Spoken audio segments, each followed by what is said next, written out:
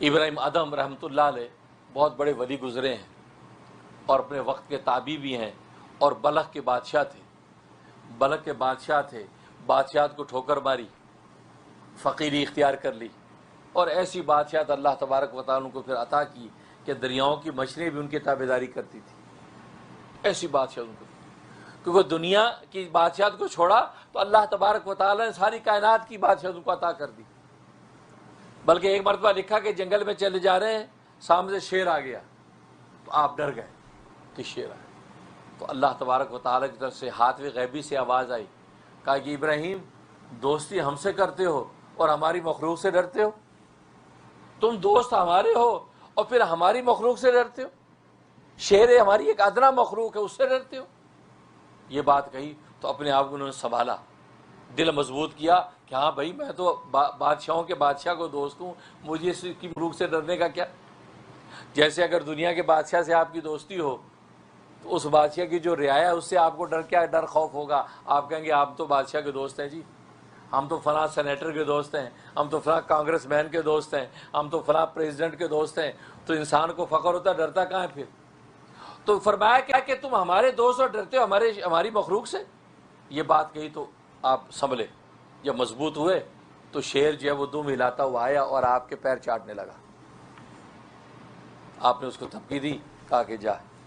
چلا گیا۔ اب اللہ تبارک و تعالیٰ کی طرف سے ہاتھ میں غیبی کی آواز ہے، ابراہیم تم اس شیر سے ڈرتے ہو، تمہیں خبر نہیں، تم ہمارے دوست ہو، ہم نے تمہاری حفاظت پر 50,000 فرشتے مقرر کر رکھے ہیں،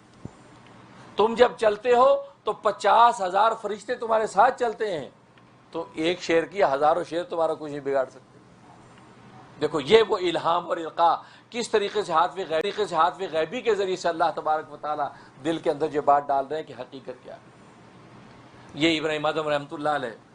ایک مرتبہ چلے جا رہے ہیں، دیکھا ایک نوجوان شراب کے اندر دھت پڑا ہے، انہوں نے سوچا کہ یہ نوجوان اپنے ہمجولیوں سے جدا ہو کے پڑا، اس کی ہمجولی بھی کی شراب سے دھت پڑے ہوں گے، چلو اللہ کے لیے میں اس کو اٹھاتا ہوں، اٹھا کے حمام میں لے کے اس کا منہ دھویا، صاف کیا، اس کو ہوش آیا، اور آپ کہا نوجوان غفلت نہ کر، اپنے مالک کو پہچان، یہ شراب نشے کر کر کے اپنے مالک سے غافل پڑا ہے، جن ہمجولیوں کے لیے تو نے کیا وہ ہمجولی بھی تجھے چھوڑ کے چلے گئے۔ یہ بات چلا گیا۔ 3 دن کے بعد ابراہیم ادم رحمۃ اللہ علیہ کو اطلاع ملی کہ اللہ تبارک و تعالی نے اس نوجوان کو اس کی توبہ کو قبول کر کے فلاں علاقے کا ابدال مقرر کر دیا، ولایت و معرفت کا بلند مقام عطا کر کے ابدال مقرر کر دیا، اور وہاں علاقے کے سارے ولی اس کے سامنے دوزانوں بیٹھے۔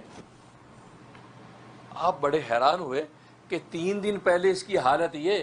اور 3 دن کے بعد آپ یہ ابدال بنا رہا ہے، ولیوں کا بھی سرپرست بنا بیٹھا۔ اللہ سے سوال کیا، رب ذوالجلال یہ نوجوان تو گناہگار، معصیت میں، شراب میں دھت تھا، میں نے منہ صاف کر کے جو وہ رخصت کر دیا نصیحت کر کے، اور آپ نے اتنا اونچا مقام 3 دن میں عطا کر دیا۔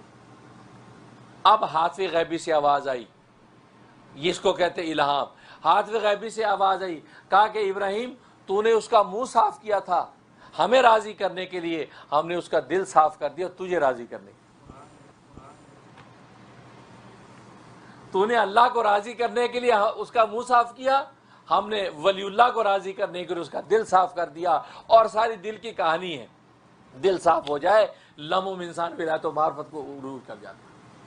اس لیے تو حدیث میں آتا ہے ان فی الجسد لمضغۃ، کہ انسان کے جسم کے اندر گوشت کا ایک لوتھڑا ہے، اذا صلحت صلح الجسد کلہ، جب یہ گوشت کا لوتھڑا صاف رہتا ہے، ٹھیک رہتا ہے تو جسم ٹھیک رہتا ہے، وَإِذَا فَسَدَتْ فَسَدَ الْجَسَدُ كُلُّهُ، جب یہ گوشت کا لوتھڑا خراب ہو جاتا ہے تو جسم سارا خراب ہو جاتا ہے۔ الا وہی القلب، یاد رکھو دل ہے، تو سارا دل کا ہے کہ دل کا معاملہ، دل اگر مذکر مصفہ ہے، اگر جسمانی طور پر بھی دل اگر صحیح ہے تو انسان صحت مند ہے، اور روحانی طور پر بھی، ایمانی طور پر بھی دل اگر صحیح ہے تو انسان صحت مند ہے، اور اگر دل جسمانی طور پر دل اگر خراب ہے تو انسان تندرست نہیں ہے، بیمار ہے، ہلاک ہو جائے گا۔